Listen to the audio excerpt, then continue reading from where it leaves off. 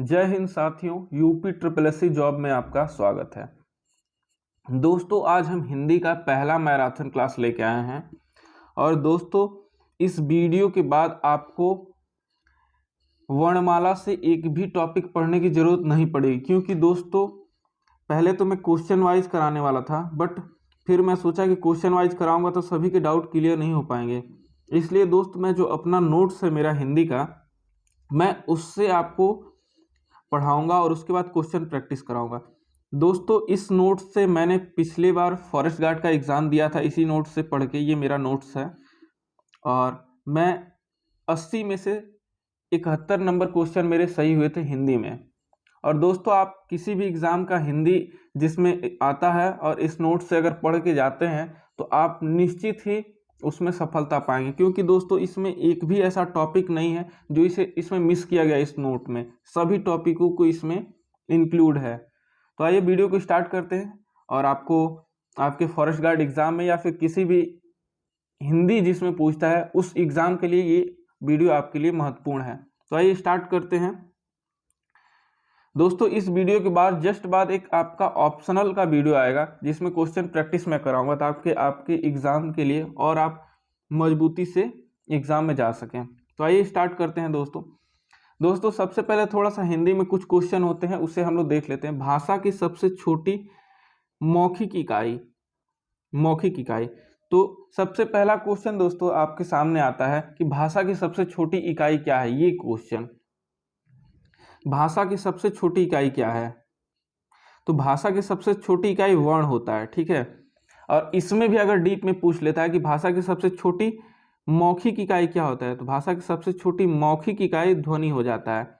और अगर पूछ लेता है भाषा की सबसे छोटी लिखित इकाई तो वर्ण हो जाता है, ठीक है। मगर क्वेश्चन आपसे ये पूछता है कि भाषा की सबसे छोटी इकाई क्या होता है, तो भाषा की सबसे छोटी इकाई वर्ण होता है। आप लोग यहाँ पे ध्यान रखेंगे। नेक्स्ट देखते हैं, अर्थ के आधार पर भाषा की सबसे छोटी इकाई। दोस्तों यहाँ से 2-3 क्वेश्चन आता है और ये बहुत कंफ्यूज रहता है। ये अर्थ के आधार पर भाषा की सबसे छोटा इकाई तो शब्द हो जाता है, क्योंकि किसी शब्द का ही अर्थ होता है, ना कि वर्ण का। जैसे वर्ण आपका क्या होता है, जैसे आपका वर्ण अ, इसे आप वर्ण कहते हैं, क इसे वर्ण कहते हैं। तो ये सब आपका वर्ण है, इसका कोई अर्थ निकल के नहीं आएगा दोस्त। मगर अर्थ शब्द का आता है। जैसे कि हमने कोई शब्द लिख दिया, कोई भी शब्द लिख दिया तो उस शब्द का अर्थ होता है। तो भाषा की सबसे छोटी, अर्थ के आधार पर भाषा की सबसे छोटी क्या होगा, तो वाक्य हो जाएगा, सॉरी शब्द हो जाएगा। और एक और क्वेश्चन आता है, भाव या भावार्थ के आधार पर भाषा की सबसे छोटी इकाई, तो यहाँ पे वाक्य हो जाएगा। ये उम्मीद करता हूँ तीनों चीज समझ में आए होंगे। अगर क्वेश्चन पूछता है कि भाषा की सबसे छोटी इकाई, तो आपका वर्ण हो जाएगा। यही सबसे इंपॉर्टेंट है, सबसे इंपॉर्टेंट आपका यही है, भाषा की सबसे छोटी इकाई। तो इसे आप लोग ध्यान रखेंगे। आइए अब नेक्स्ट हम लोग टॉपिक वर्णमाला स्टार्ट करते हैं। यहाँ से आपके एग्जाम में ढेर सारे क्वेश्चन पूछते हैं। दोस्तों वर्ण क्या होता है, तो वर्ण जैसे कि वर्ण 2 प्रकार के होते हैं, एक स्वर होता है और एक व्यंजन होता है। एकदम इजीली समझेंगे दोस्तों, बिल्कुल भी घबराना नहीं है। तो वर्ण 2 प्रकार के होते हैं, एक तो स्वर होता है और एक व्यंजन होता है। तो स्वर क्या होता है और व्यंजन क्या होता है, तो जिसका उच्चारण स्वतंत्र किया जाता है बिना किसी अवरुद्ध के या बिना किसी की सहायता के, तो वो स्वर होते हैं, ठीक है। और व्यंजन किसे कहते हैं, तो स्वर की सहायता से जिनका उच्चारण किया जाता है उन्हें व्यंजन कहते हैं। यानी कि आपको यहाँ पे थोड़ा सा हम एक्सप्लेन करने की कोशिश करें। जैसे कि ये अ है, ठीक है, ये क्या है आपका, ये स्वर में आता है। इसे आप तोड़ सकते हैं, नहीं तोड़ सकते हैं। और ये दोस्तों आपका ये क है, इसे आप तोड़ सकते हैं, हाँ जी हाँ तोड़ सकते हैं। इसे आप जब तोड़ेंगे तो ये क हलंत क होगा, अब प्लस में अ होगा। इसको जब आप तोड़ेंगे ना, इसको क को, तो इसमें हलंत क और अ होता है इसके अंदर। तो यानी ये क का उच्चारण में हमने, आप क को उच्चारण कीजिए, क लास्ट में अ ध्वनि जो आ रहा है ना, अ शब्द, ये यही अ है। यानी कि व्यंजन को उच्चारण करने के लिए हमें स्वरों की सहायता लेनी पड़ती है। जैसे किसी भी व्यंजन का आप उच्चारण कीजिए, क, ख, लास्ट में अ जो आ रहा है दोस्तों ना, ये इसका सहायता ले रहा है। यानी कि जितने भी व्यंजन हैं ये स्वर की सहायता से उच्चारण किए जाते हैं। समझ में आया होगा आपको। आइए इसका एक्सप्लेनेशन देखते हैं। तो वर्ण दो प्रकार के होते हैं, स्वर और व्यंजन। स्वर क्या होता है? जिन्हें स्वतंत्र उच्चारण किया जाता है। और व्यंजन क्या होता है? स्वतंत्र उच्चारण नहीं किया जाता है, यानी कि स्वरों की सहायता से इनका उच्चारण किया जाता है। ठीक है, आइए नेक्स्ट समझते हैं। अब स्वर के बारे में हम देखेंगे। यहाँ से दोस्तों आपके एग्जाम में बहुत सारे क्वेश्चन आते हैं, तो यहाँ पे आप लोग ध्यान दीजिएगा। स्वर क्या होता है और कितने प्रकार के होते हैं, स्वर से संबंधित सभी प्रश्न को हम लोग यहाँ देख लेंगे। स्वर के बारे में, यह स्वतंत्र उच्चारण किया जाता है, किसी की सहायता इसमें नहीं लिया जाता है, बात एक ही है। स्वरों की संख्या कितना है? तो स्वरों की संख्या हिंदी वर्णमाला में, आप जब भी जाएं एग्जाम देने में और आपका हिंदी सिलेबस है तो वहां पे आप स्वरों की संख्या 11 देंगे। ठीक है, और संस्कृत में पूछेगा या मूल भाषा दोस्तों संस्कृत को कहा जाता है, तो वहां पे संस्कृत में स्वरों की संख्या 13 होता है। ठीक है, यहाँ पे दीर्घ री और दीर्घ ली को हटा दिया जाता है हिंदी वर्णमाला में। तो ये चीज आप याद रखेंगे, हिंदी में 11 स्वर होते हैं और 13 संस्कृत में स्वर होते हैं। ये कौन कौन से होते हैं इसे भी आप थोड़ा सा देख लेंगे। अ होता है, आ होता है, छोटी होता है, बड़ी होता है, ऊ होता है, बड़ाऊ होता है, री होता है, ए होता है, अ होता है, ओ होता है, औ होता है।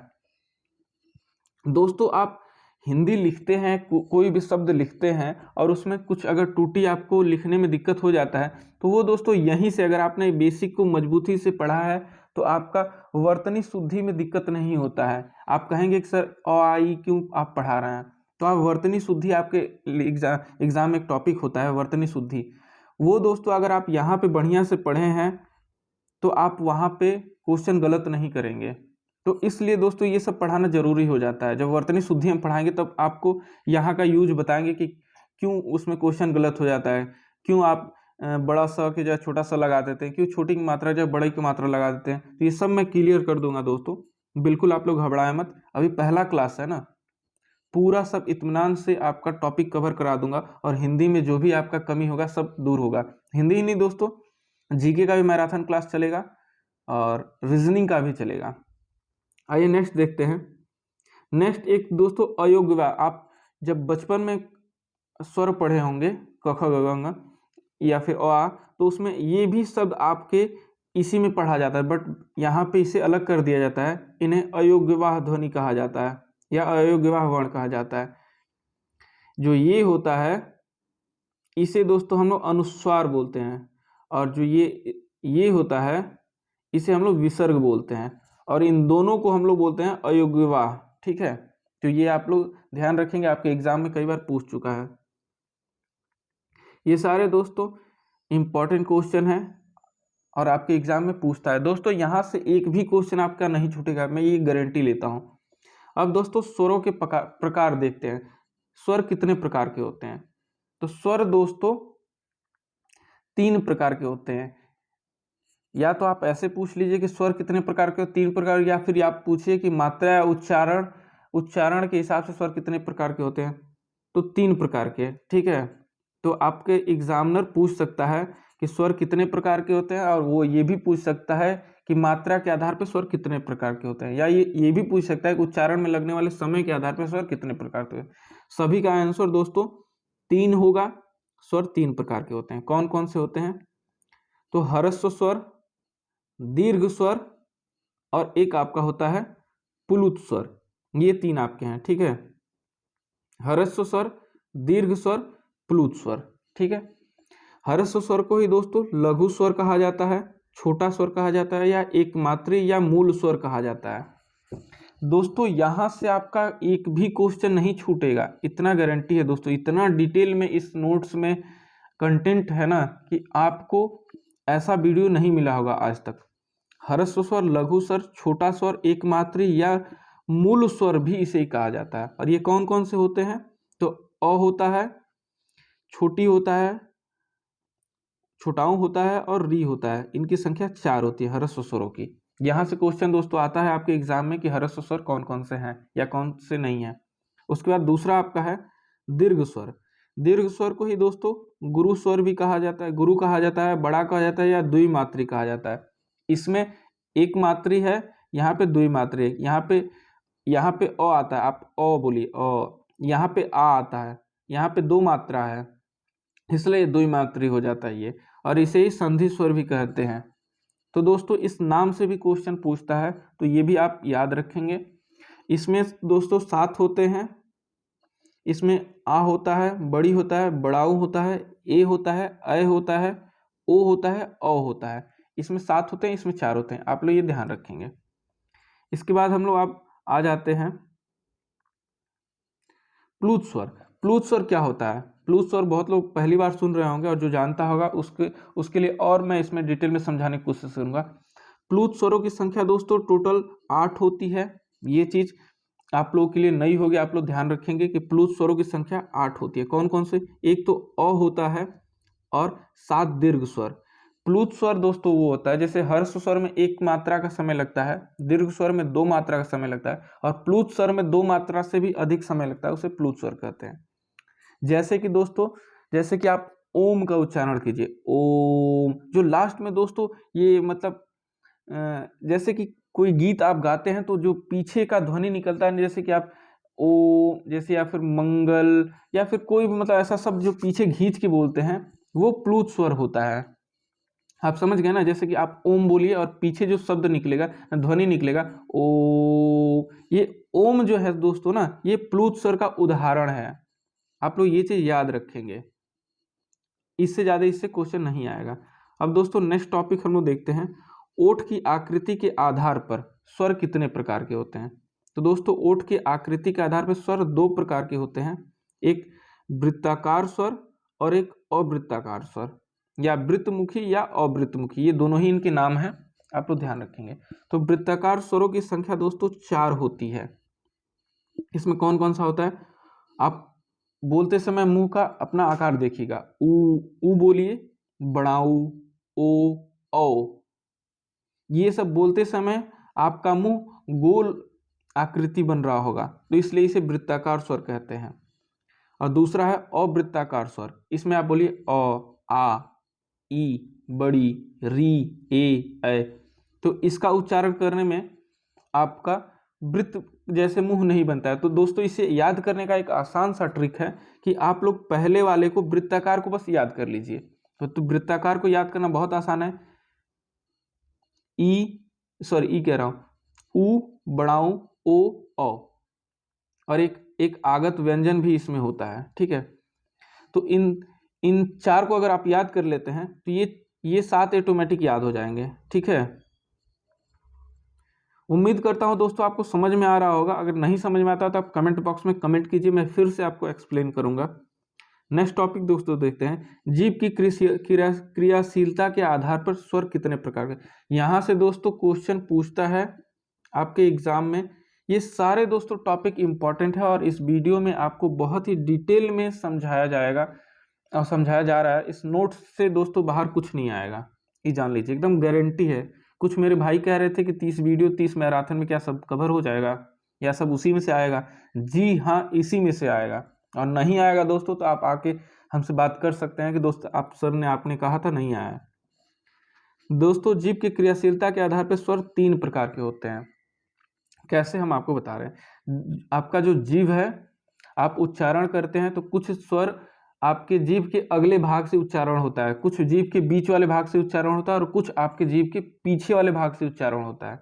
उसे ही जीभ की क्रियाशीलता के आधार पर 3 भागों में बांटा गया। पहला है अग्रस्वर, जो आपके जीभ के आगे वाले भाग से उच्चारण होता है अग्रस्वर। जो आपके बीच वाले भाग से उच्चारण होता है उसे मध्य स्वर, और जो आपके जीभ के पीछे वाले भाग से उच्चारण होता है उसे पश्च स्वर कहते हैं। अब इसे दोस्तों याद कैसे करना है? तो मध्य में आप बस अ याद कर लीजिए, ठीक है। मध्य में मध्य स्वर आपका क्या है? अ है। और उसके बाद ई बड़ी ए, ऐ और री, इसको आप उच्चारण कीजिए तो आपको फील होगा कि आप जीभ के अगले भाग से उच्चारण कर रहे हैं। जैसे बोलिए ई बड़ी ए, ऐ, री, इसका उच्चारण आपके जीभ के अगले भाग से होता है, इसलिए ये अग्र स्वर है, ठीक है। और पश्च स्वर दोस्तों क्या होता है, पश्च स्वर में जैसे बोली आ, ये पीछे से उच्चारण आपको लग रहा है, ऊ, बड़ाऊ, ओ, औ, ये आपके जीभ के पिछले भाग से उच्चारण होता है। तो इसे आप लोग एक दो बार देख लेंगे तो पूरा याद हो जाएगा आपको, वर्णमाला कहीं से दिक्कत नहीं होगा। और दोस्तों आपके वर्णमाला लेसन से 6 से 7 क्वेश्चन पूछेगा। नेक्स्ट है आपका तालु की क्रियाशीलता के आधार पर स्वर कितने प्रकार के होते हैं। तो दोस्तों आप लोग बोर मत होइएगा, ये सारे टॉपिक से क्वेश्चन पूछता है, हम क्या करें। आपके इससे क्वेश्चन पूछा है आपके फॉरेस्ट गार्ड में, आप देख सकते हैं प्रीवियस ईयर सेट में। तालु की क्रियाशीलता के आधार पर स्वर 4 प्रकार के होते हैं, समृद्ध स्वर, अर्ध समृद्ध स्वर, विवृत स्वर और अर्धविवृत स्वर। तो दोस्तों इसमें आपको 2 याद करना है बस, और चारों याद हो जाएंगे। दोस्तों एक बार आप इसे नोट कर लेंगे ना तो आपको याद होगा, जिसको याद है वो तो बहुत ही अच्छी बात है, जिसे नहीं याद है उसके लिए मैं बता रहा हूँ।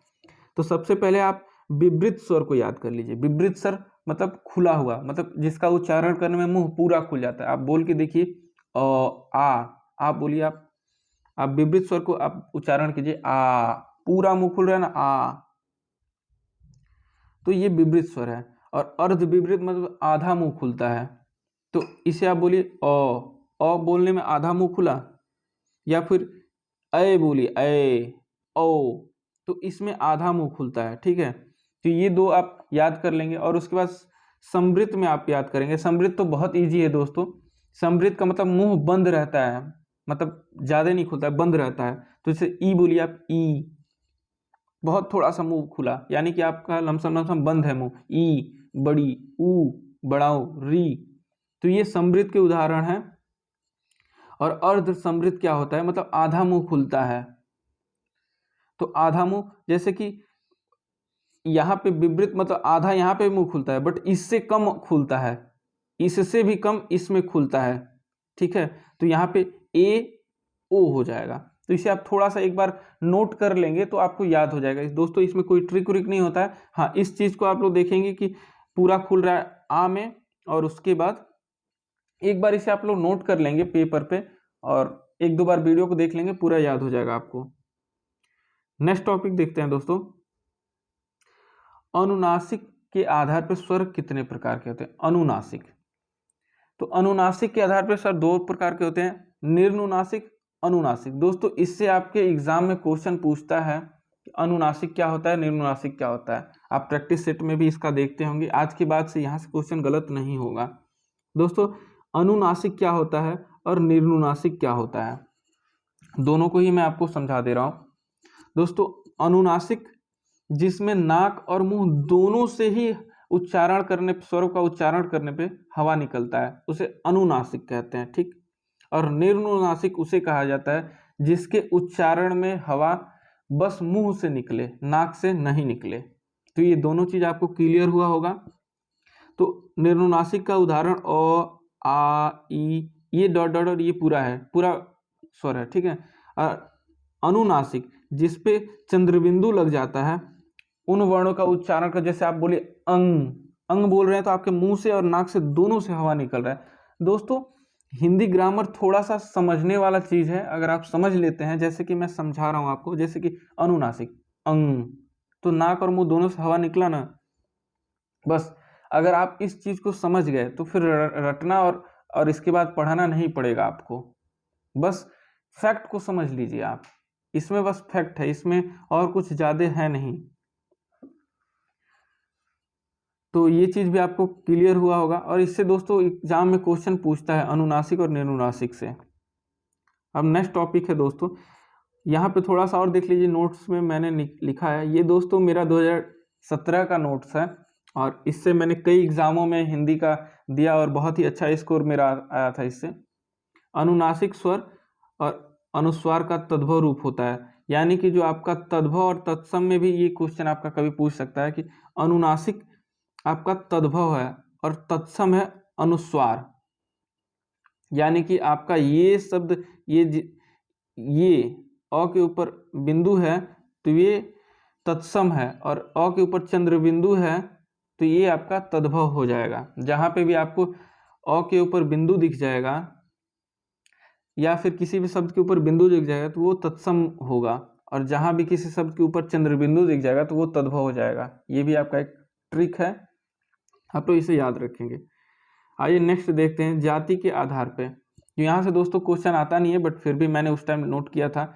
और आई ये सजाति और विजाति होते हैं। सजाति मतलब वे स्वर जो साथ में, जैसे कि और आ एक साथ आते हैं और एक ही, मतलब अ से ही आ बना है, ई से बड़ी ई बना है, ऊ से बड़ा ऊ बना है, तो ये सजाति होते हैं। विजाति वो होते हैं जो मतलब अलग अलग होते हैं। जैसे कि मान लीजिए अ हो गया और अ के साथ हम ई लिख दिए तो ये विजाति हो गया। ठीक है, यहाँ से क्वेश्चन आता नहीं है, बट था तो आपको थोड़ा सा बता दिया। अब दोस्तों हम लोग स्वर को पूरा कंप्लीट पढ़ चुके हैं। अब दोस्तों अगर स्वर से एक भी क्वेश्चन आपको फंस रहा है तो आप पूछ सकते हैं।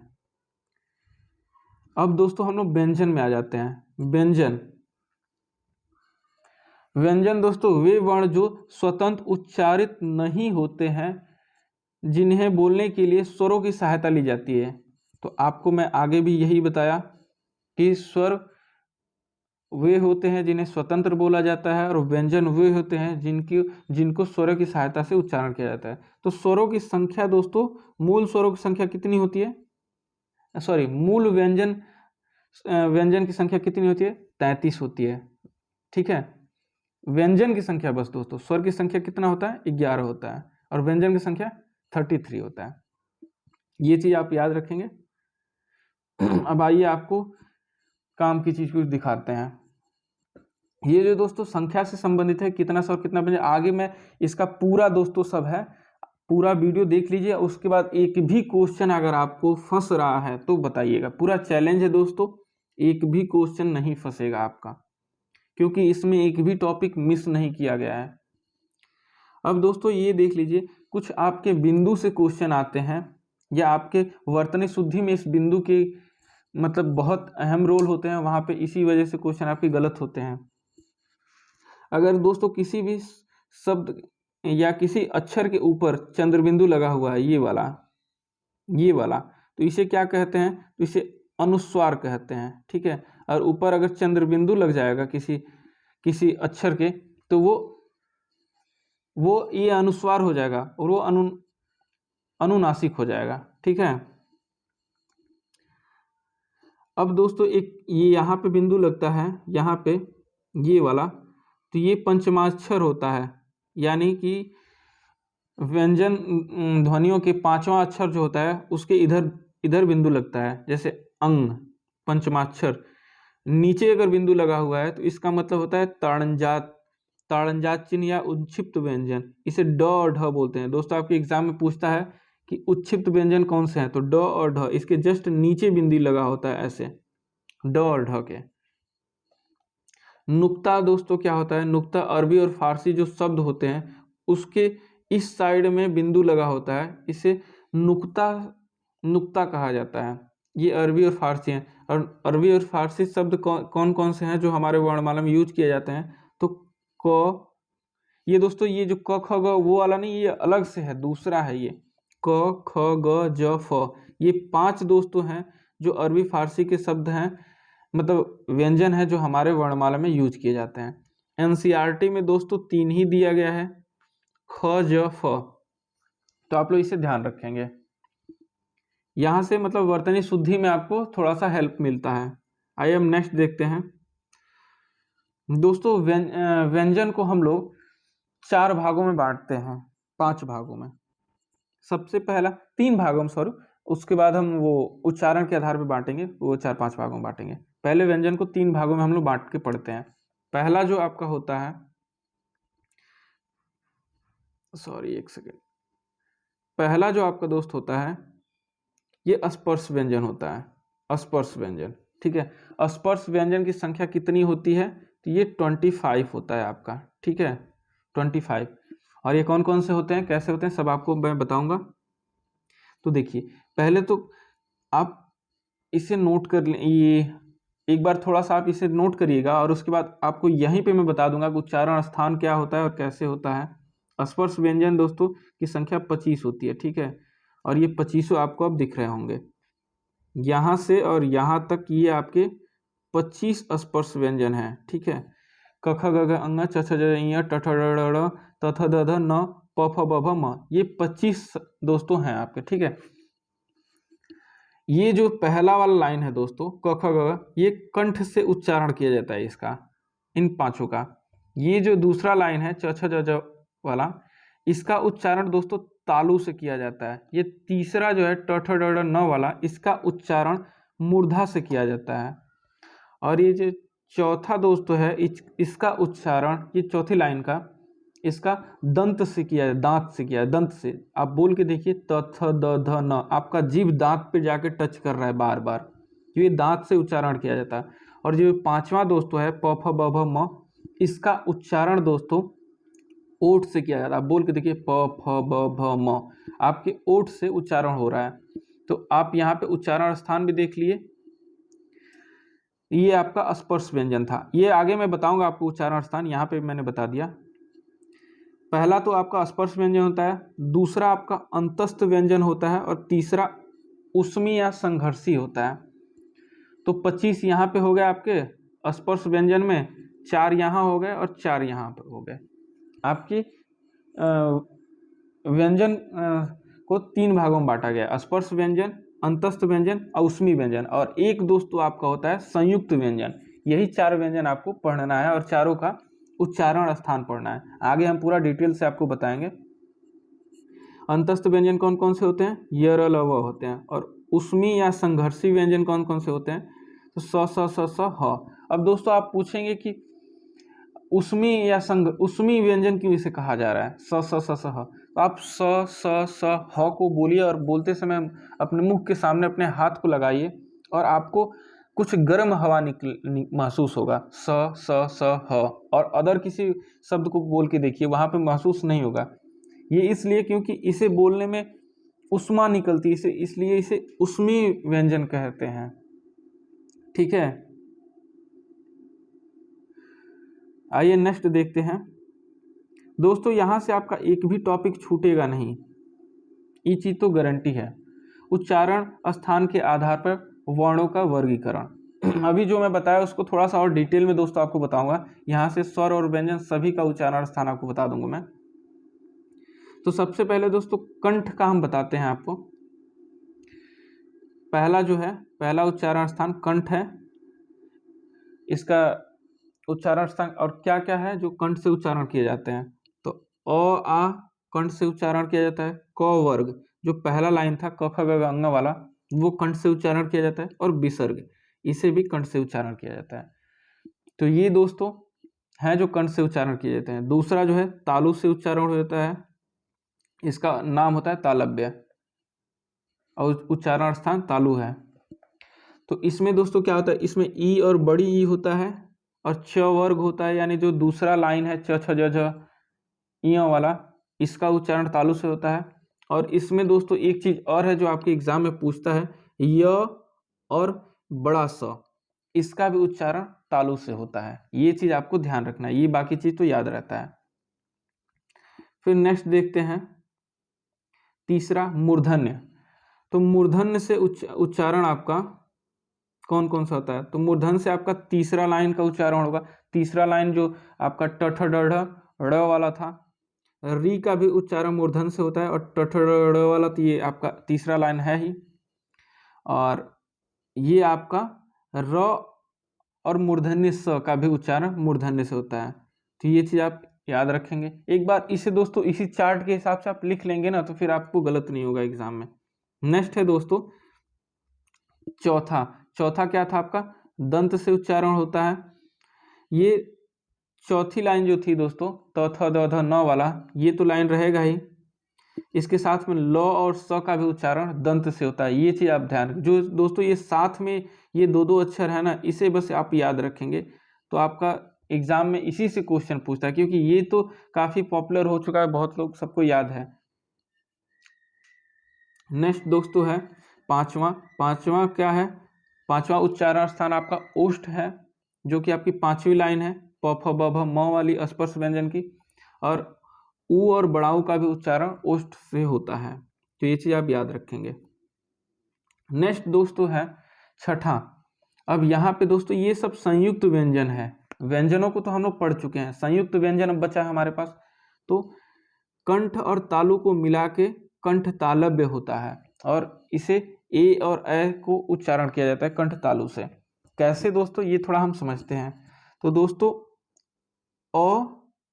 अ प्लस ई के योग से बनता है आपका ए बनता है, ठीक है, ए बनता है, और ई के योग से बनता है। तो अ का उच्चारण स्थान आपका क्या है, अ का उच्चारण स्थान आपका कंठ है, और ई का उच्चारण स्थान आपका तालु है। तो इसका कंठ और इसका तालु दोनों मिलके हुआ ना, कंठ और प्लस तालु बराबर कंठ तालव्य हुआ।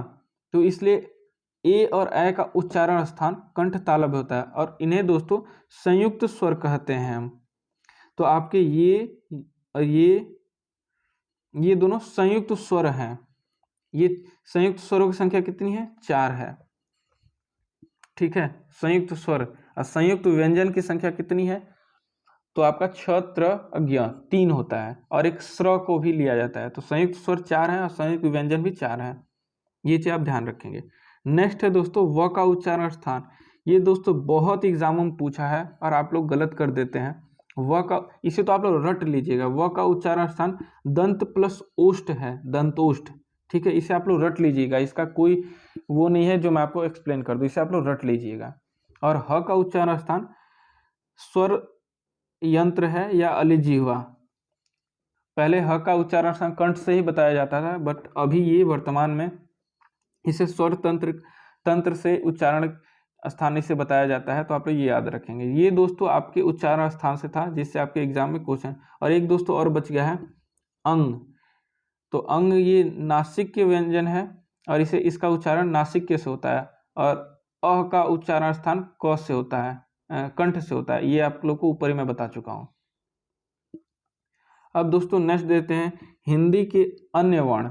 अब अन्य वर्णों का भी देख लेते हैं हम लोग। अयोग्यवाद दोस्तों हम ऊपर ही आपको बता चुके हैं, सबसे स्टार्टिंग में ही अयोग्यवाद वर्णों की संख्या 2 होता है, अंग और अ। इसे अनुस्वार कहा जाता है, और इसका प्रतीक चिन्ह ये होता है, और इसे विसर्ग बोला जाता है। ये 2 बिंदु लास्ट में होता है, जैसे कि दुख, दुख कैसे लिखा है, बीच में 2 बिंदु लगता है, वो विसर्ग सब उदाहरण है, देख लीजिएगा आप लोग। नेक्स्ट देखते हैं दोस्तों संयुक्त अक्षर। ये दोस्तों यहां से आप लोग के क्वेश्चन आते हैं, और आपके फॉरेस्ट गार्ड में ये क्वेश्चन आपका पहला ही पूछा था। आपके फॉरेस्ट गार्ड एग्जाम में ये पहला ही क्वेश्चन आपसे पूछा था कि छ किस वर्णों से मिलकर बनता है। तो आप लोग इसे ऑप्शन में ये भी आपके हो सकता है और ये भी हो सकता है। कैसे आपको एक्सप्लेन करते हैं। क्षत्रिय छ है ये, सॉरी छ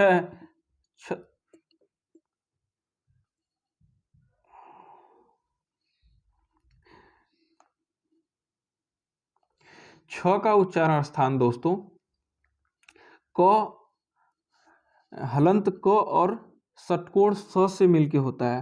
तो दोस्तों आपके ऑप्शन में ये भी हो सकता है, और आपके ऑप्शन में ये भी हो सकता है, क्योंकि जो षटकोण स है इसमें भी अ है, और इसे भी हम तोड़ देंगे तो ये बन जाएगा। ऐसे आप देख लीजिए क्लियरली, या तो आपके ऑप्शन में ये रहेगा या ये रहेगा।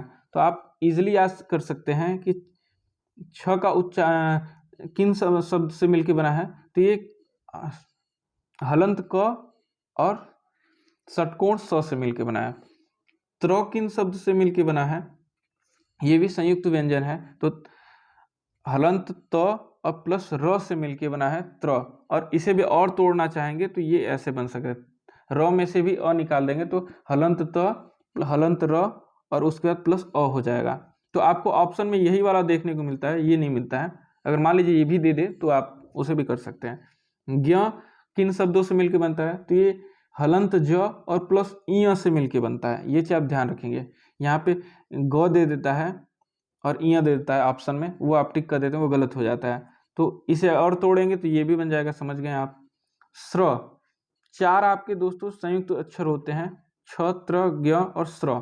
स्र दोस्तों ये षटकोण स, सॉरी ये बड़ा स और प्लस र से मिलके बनता है।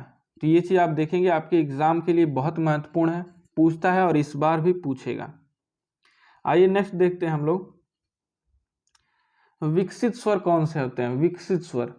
विकसित स्वर या चंद्र बिंदु, इसे विकसित स्वर कहते हैं। आपके एग्जाम में पूछ सकता है कि विकसित स्वर कौन से हैं, तो आप लोग ये चीज ध्यान रखेंगे, विकसित स्वर ये है। नेक्स्ट देखते हैं ताड़नजात या उत्क्षिप्त। तो दोस्तों इसे हम लोग ऊपर ही बता दिए थे हम आपको कि ताड़नजात या उत्क्षिप्त या द्विगुण या विकसित व्यंजन किसे कहा जाता है। तो ड और ढ को आपका ताड़नजात या उत्क्षिप्त या द्विगुण या विकसित स्वर कहा जाता, व्यंजन कहा जाता है। तो आप लोग इसे याद रखेंगे। नेक्स्ट देखते हैं दोस्तों विदेशी स्वर। तो विदेशी स्वर या फिर आगत स्वर एक ही होता है। विदेशी स्वर ये होता है जैसे कि आप लिखते हैं डॉक्टर, तो डॉक्टर में आपका ये प्रतीक यूज होता है।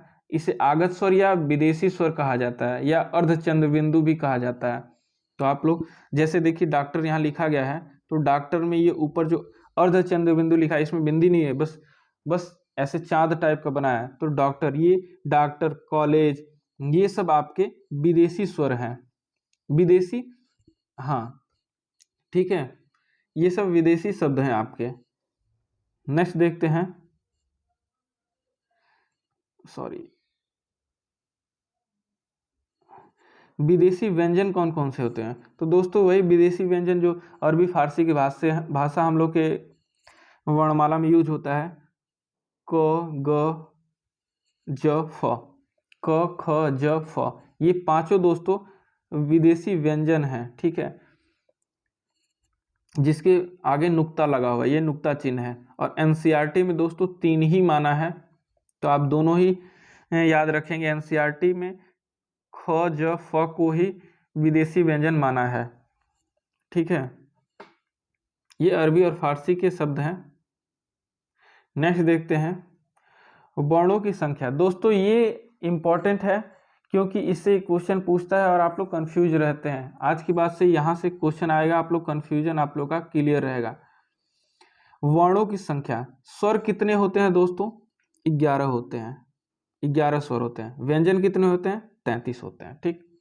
दोनों को मिला दिया जाए तो मूल वर्ण कितने हो जाएंगे, 44 हो जाएंगे, ठीक है। अब 2 अयोग्यवाह जोड़ दीजिए।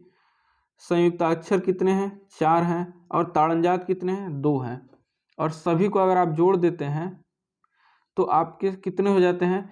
तो हिंदी के कुल वर्ण की संख्या, आपको अगर क्वेश्चन पूछता है कि हिंदी में कुल वर्णों की संख्या कितनी है, तो 52 आप बताएंगे। और मूल वर्णों की संख्या पूछेगा तो 44 बताएंगे, ठीक है। और बस व्यंजन की संख्या पूछेगा तो 33 बताएंगे। ये चीज आप याद रखें कि यहाँ से क्वेश्चन पूछता है। और उसके बाद एक और होता है, जैसे कि विदेशी वर्ण कितने होते हैं, 4 होते हैं। अगर सभी को जोड़ दिया जाए, मानक संख्या कितनी है, तो 56 हो जाएगा, ठीक है। तो अगर पूछेगा हिंदी में कुल वर्णों की संख्या 52, मूल वर्णों की संख्या 44 और व्यंजनों की संख्या तो 33। ये चीज आप क्लियर हुए। एक बार आप वीडियो को एक बार और देख लीजिएगा अच्छे से, आपको पूरा क्लियर हो जाएगा, पूरा वर्णमाला। आज के बाद दोस्तों वर्णमाला आपको नहीं पढ़ना पड़ेगा। मात्रा दोस्तों क्या होता है, जो ऊपर पढ़े थे उसे एक बार थोड़ा सा फिर से यहाँ पे है नोट, तो आप लोग देख लेते हैं। स्वर का रूप प्रतिनिधित्व, यानी स्वरों का जो प्रतिनिधित्व करता है उसे मात्रा करते हैं। स्वरों की संख्या कितनी होती है, 11 होती है, बहुत बार पढ़ चुके हैं। दृश्य रूप 11 होता है, 10 होता है। कैसे, क्योंकि जो अ है इसका कोई भी मतलब चिन्ह नहीं है, आ का चिन्ह होता है। ये जो है ये आ का है, अ का नहीं है। अ उदासीन स्वर है, इसका कोई नहीं। तो दृश्य रूप में 10 ही होते हैं, ये चीज आप ध्यान रखेंगे। यहाँ पे नोट में लिखा भी है, अ मात्रा नहीं होता है, संकेत के रूप में अ उदासीन स्वर है। नेक्स्ट देखते हैं दोस्तों, स्वरों का यहाँ पे मात्रा थोड़ा सा दिया गया है। अ का कोई मात्रा नहीं होता है, आ का ये मात्रा है, छोटी का, बड़ी का, छोटाओं का, बड़ाओं का, री का, ए का, अय का, तो ये सारे सभी मात्रा हैं दोस्तों। और ये हर्ष दीर्घ ऊपर मैं बता चुका हूँ। ह्रस्व स्वर को एक मात्रिक कहा जाता है, ऊपर मैंने बताया था। दीर्घ स्वर को द्विमात्रिक कहा जाता है, ये भी मैं ऊपर बता दिया हूँ, ये सब बता चुका हूँ मैं। अब थोड़ा सा दोस्तों शब्दकोश का उपयोग देख लीजिए। शब्दकोश का एक दोस्तों क्वेश्चन पूछता है द्वित्व वर्ण क्या होता है, तो द्वित्व वर्ण भी आप लोग थोड़ा सा समझ लीजिए। ये दोस्तों मेरा नोट्स है, तो आप लोग इसलिए इसमें मैंने जो जहाँ जहाँ जैसे मुझे समझ में आया वहाँ मैं नोट किया हूँ, तो आप लोग इसे निश्चित ही आपके एग्जाम में दोस्तों ये बहुत ही बेनिफिट देने वाला है। द्वित्व वर्ण क्या होता है, तो दिल्ली जैसे एक ही वर्ण दो बार होता है, एक आधा और एक पूरा होता है, उसे द्वित्व वर्ण कहते हैं। तो आपके एग्जाम में ये पूछा गया है द्वित्व वर्ण। जैसे कागज, दिल्ली, मतलब एक ही शब्द दो बार हो और एक उसमें आधा और एक पूरा हो, उसे द्वित्व वर्ण कहते हैं। आप इसे याद रखते हैं। शब्दकोश का उपयोग थोड़ा सा देख लेते हैं। आपके एग्जाम में पूछता है कमल शब्द में कुल कितने मात्राएं हैं, तो कमल शब्द में दोस्तों कुल 3 मात्राएं। कैसे, इसे हम थोड़ा सा आपको एक्सप्लेन करेंगे। क में एक मात्रा है, आप पूछेंगे कौन सी, तो क में अ की मात्रा है, म में भी अ की मात्रा है और ल में भी अ की मात्रा है, इसलिए कमल में 3 मात्राएं हैं। ठीक है। कोमल में कितनी मात्रा है, तो कोमल में यहाँ पे ओ है, तो ओ दीर्घ स्वर है, दीर्घ स्वर में 2 मात्राएं काउंट होती हैं। म में अ है, वो हर्ष स्वर है, उसमें 1 मात्रा होता है। ल में भी हर्ष स्वर है, 1 मात्रा, इसमें 4 मात्राएं हैं। ठीक है। तो दोस्तों सब हर्ष अगर ऊपर आप डिटेल में पढ़े हैं तो नीचे भी आप कर सकते, जहाँ पे हर्ष स्वर आएगा वहाँ 1 मात्रा गिनना है, जहाँ दीर्घ स्वर आएगा वहाँ 2 मात्रा गिनना है। ठीक है, यही चीज है, आप इसे समझ चुके होंगे। अब दोस्तों हिंदी शब्दकोश का क्रम देख लीजिए। आपके एग्जाम में क्वेश्चन आता है कि छ के बाद कौन सा ध्वनि आता है, व्यंजन आता है, या किसके बाद आता है, तो ये आपके वर्णमाला शब्दकोश का क्रम है। इसे आप लोग थोड़ा समझेंगे।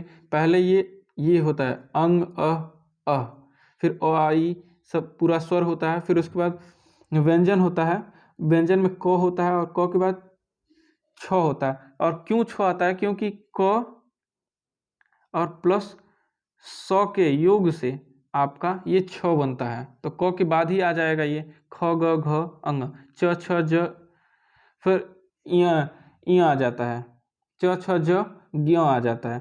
क्यों आता है, क्योंकि ज और इ के योग से ज्ञ बनता है। तो दोस्तों ये जो शब्दकोश क्रम है इसे आप लोग एक बार पूरा देख लीजिए। पूरा यहाँ पे नोट है, ये आप लोग इसे एक बार देख लीजिए।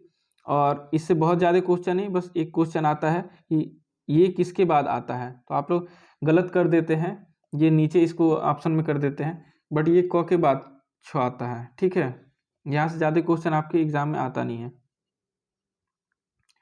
नेक्स्ट है दोस्तों, थोड़ा सा और है, व्यंजनों को स्वर रहित करना। यहाँ से दोस्तों क्वेश्चन आता नहीं है, ये मैं नोट किया था उस टाइम।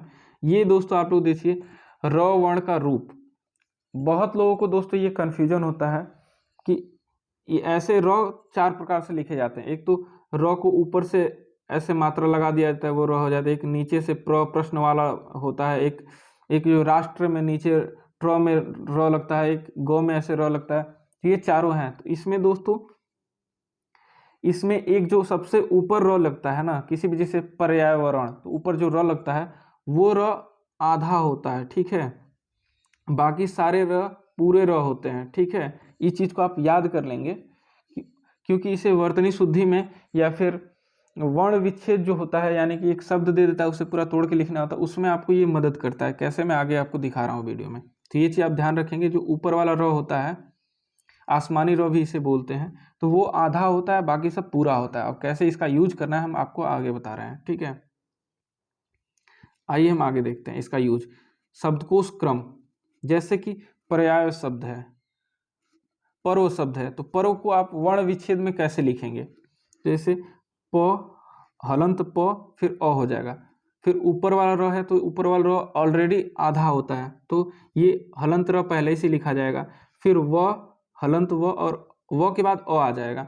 अब नीचे यहाँ पे नीचे यहाँ पे प में र लगा हुआ, यानी ये पूरा र है। तो देखिए अब यहाँ पे क्या चेंजिंग हुआ, यहाँ पे र के बाद व नहीं आया, क्योंकि ये पहले से ही आधा र था। यहाँ पे पूरा र है ये, इसलिए र के बाद अ आ गया, ठीक है। तो ये चीज़ का यहाँ पे प आधा था पहले से ही, तो ये चीज़ आप अगर वहाँ पे समझ गए, यानी इसमें सभी में र पूरा है, बस इसमें र आधा है। तो इसे एक बार आप लोग देख लीजिएगा, और इसका क्रम भी कई बार पूछ लेता है कि क्रम में लिखिए इसे, तो आप लोग को ऐसे लिखना है। हर व्यंजन में अ छिपा होता है, तो उसको अ को तोड़ के लिखना है, जैसे कि प प्लस र प्लस अ प्लस व प्लस अ प्लस ड़ प्लस अ प्लस त प्लस आ। ये दोस्तों ये क्रम होता है। तो उम्मीद करता हूँ दोस्तों आपको वीडियो समझ में आया होगा। और दोस्तों अब वर्णमाला से आपके एक भी प्रश्न नहीं फंसेंगे, इसकी गारंटी है। मैंने आपको पूरा वर्णमाला पढ़ा दिया अपने हैंड रिटन नोट्स से। और दोस्तों अब आपको कोई भी कन्फ्यूजन है तो आप कमेंट बॉक्स में कमेंट कर सकते हैं, या फिर हमारे व्हाट्सएप नंबर पे हमसे कांटेक्ट कर सकते हैं। मेरा व्हाट्सएप नंबर है 8381843158। ये मेरा व्हाट्सएप नंबर है, आप इस पे मैसेज कर सकते हैं व्हाट्सएप पे। और दोस्तों आपके एग्ज़ाम के लिए बहुत ही महत्वपूर्ण सेशन था, और ऐसा ही सेशन लगातार चलेगा, और पूरा आपका सिलेबस कवर करा दूंगा दोस्तों मैं। मिलते हैं दोस्तों नेक्स्ट वीडियो में। धन्यवाद दोस्तों। कमेंट बॉक्स में ज़रूर कमेंट कीजिएगा आपको ये वीडियो सेशन कैसा लगा, और ऐसा ही पूरा आपका सेशन चलने वाला है। अगर दोस्तों मज़ा नहीं आ रहा तो आप बताइए, हम व्हाइट बोर्ड पे पढ़ाएंगे। अगर आप व्हाइट बोर्ड पे चाहते हैं या फिर ऐसे, ये इसका सर उद्देश्य ये है कि इसमें कम समय में ज़्यादा आपको पढ़ा सकता हूँ। व्हाइट बोर्ड पे इतना कम समय में कोई भी नहीं। इस नोट्स को मतलब इस टॉपिक को मुझे लिखने में खुद 6 से 7 दिन लगा होगा। 6 से 7 दिन का ये टॉपिक आपको 1 घंटे के आसपास में मिल रहा है। तो दोस्तों कमेंट बॉक्स में कमेंट कीजिएगा कैसा आपको सेशन लग रहा है। मिलते हैं नेक्स्ट वीडियो में। धन्यवाद।